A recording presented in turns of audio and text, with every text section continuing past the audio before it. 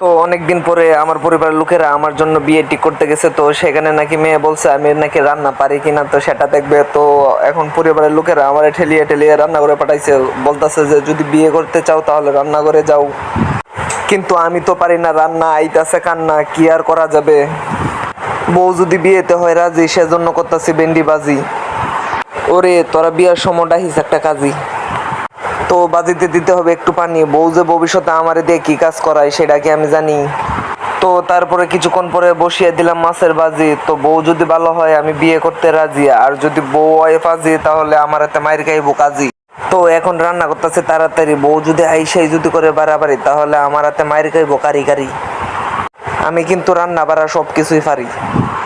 তো অনেকদিন পরে রান্না করে আইসি, লাগতেছে অনেক কষ্ট, কি করা যাবে, যদি বউ হয় শ্রেষ্ঠ। তাই করতেছি রান্না, করন যাইতো না আর কান্না। তো কিছুক্ষণ পরে তেল গেছে ফইরিয়া, আমি তো যাই আমগা মইরিয়া, তো আমার বউরে লই আয় তোরা দইরিয়া। তো বউয়ের নাম হয়েছে গিয়া ফান্না, তো তার জন্য সুন্দর করে করতেছে আমি মাছের বোনা রান্না। তো এখন রান্না বাড়া শেষ, সোনার বাংলাদেশ। এখন এই রান্না পাঠাবো শাশুড়ির কাছে, শাশুড়ি যদি হয় কুশ্রী তাহলে আমি একটু বাঁচি।